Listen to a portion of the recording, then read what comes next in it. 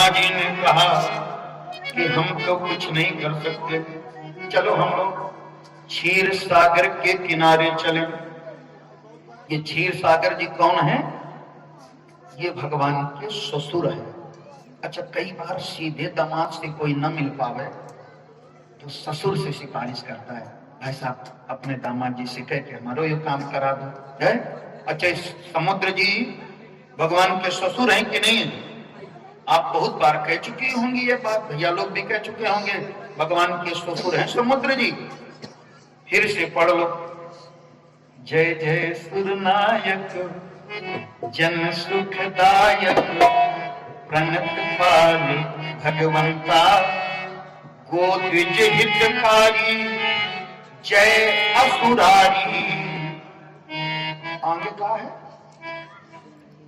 हाँ, सिंधु सुता प्रिय कंता, समुद्र की बिटिया के प्यारे पति।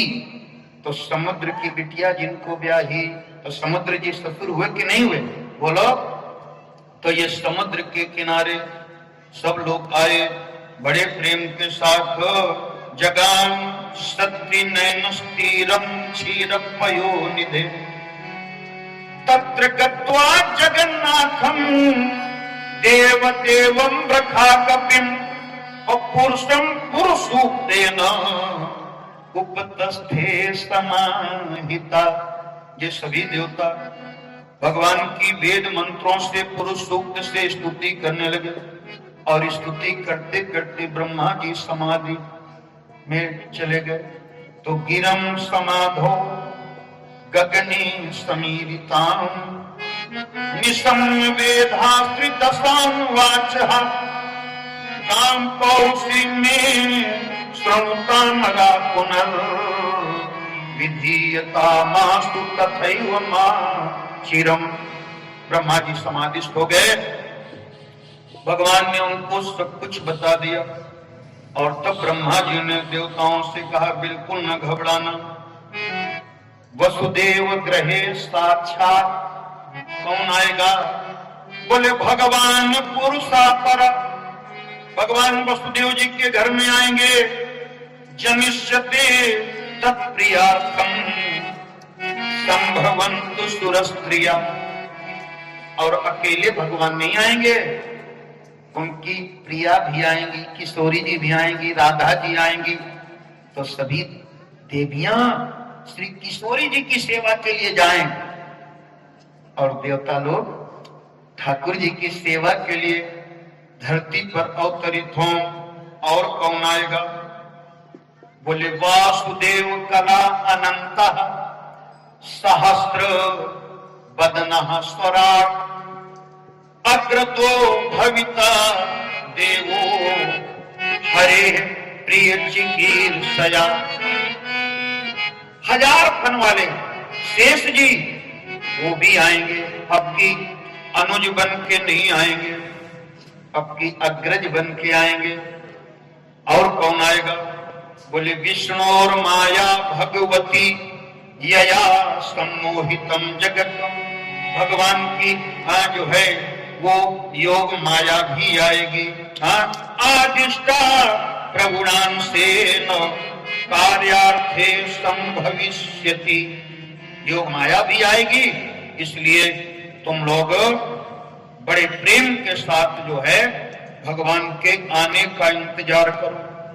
देवता लोग धरती पर आ रहे हैं और जब तक ये देवता लोग धरती पर ना ही हैं तब तक ठाकुर जी कभी आ ही नहीं सकते। देवता माने दैवी वृत्तियां, सत्गुणी वृत्तियां। और दूसरा भाव है जब तक देने वाले ना हो। बोलो, ये सब देवते तो बैठे हैं, ये सब देवते तो बैठे हैं, अब कौन देने वाले ना हो।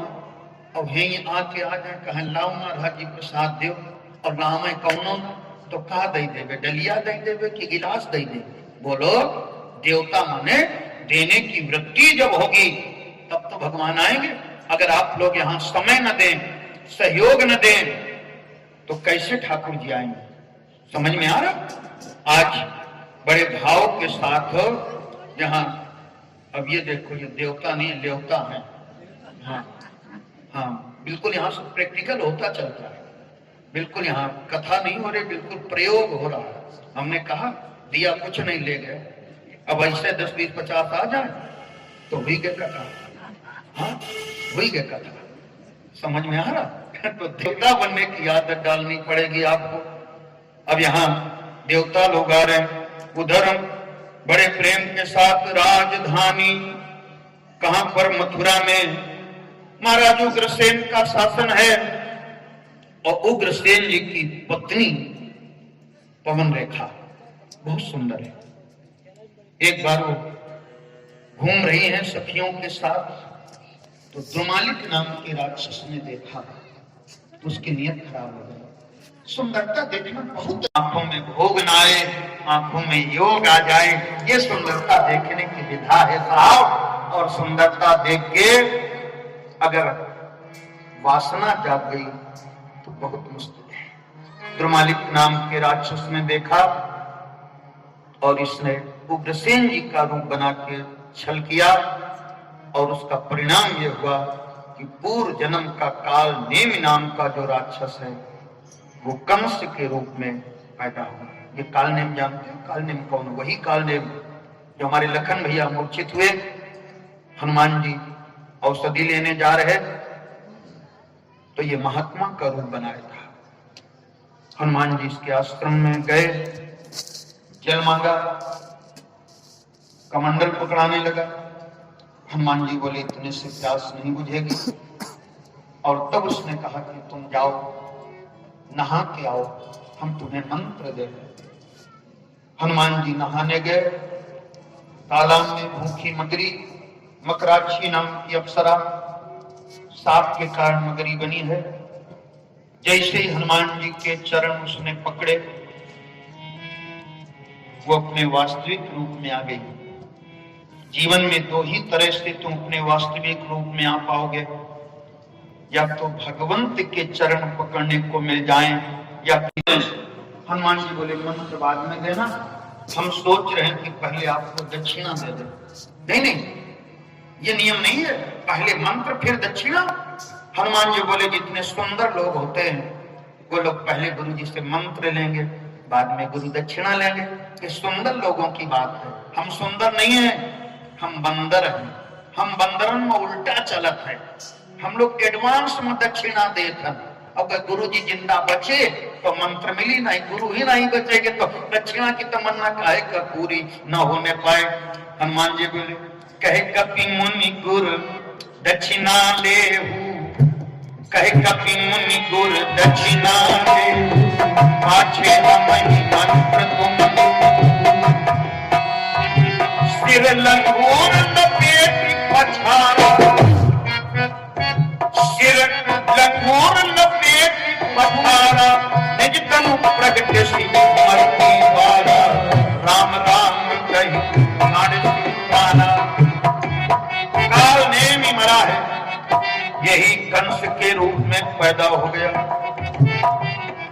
इतना ताकती है कि 8 साल की उम्र में जरासंध को मल्लयुद्ध में कर दिया पराजित, और जरासंध ने अपनी दोनों बेटियों का अस्थि और प्राप्ति का ब्याह कंस से कर दिया।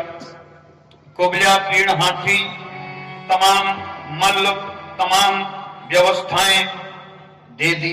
ध्यान देना, अब तो ये बहुत ज्यादा अहंकारी हो गया कंस, और बाप को गद्दी से उतारा, खुद राजा बन गया। लो प्रजा में माहौल बिगड़ा तो चाटुकार मंत्रियों ने सलाह दी कि माहौल बिगड़ रहा है, कुछ ऐसा करो कि माहौल बने। कैसे बने? तो बोले चाचा की बिटिया का ब्याह धूमधाम से कर दो। हाँ, ये सब माहौल बनाने खातिर बड़े उपद्रव होते हैं। ये कूटनीति है कि माहौल बिगड़ रहा, प्रजा इधर उधर हो रही, तो कर दे ब्याह बिटेवा का चाचा की। तो लोग कहेंगे कि देखो सगी बहन के ज्यादा चाचा की बिटिया में किया, कितना अच्छा है। तो उसने कहा ये तो ठीक है। तो आज इन्हीं के भाई हैं देवक, उग्रसेन के भाई देवक, देवक की कई बेटियां वसुदेव जी को ही ब्याही। सबसे छोटी देवकी का ब्याह जब वसुदेव जी के साथ हो रहा है, तो आज उग्रसेन सुतः कंसः स्वसुः प्रियचिकीर्षया परस्मिन् हयानां जग्राह रौक्मे रथ सतैर्व्रतः। आज निर्णय लिया कि जो है बड़े प्रेम के साथ जो है हम अपनी बहन को जिस रथ में विदा होगी, कोई सारथी नहीं, हम ही विदा करेंगे, हम ही रथ का संचालन करेंगे। बड़ी जोरदार तैयारी है। चतुशतम पारिबर्हम गजानाम हेम मालिनाम।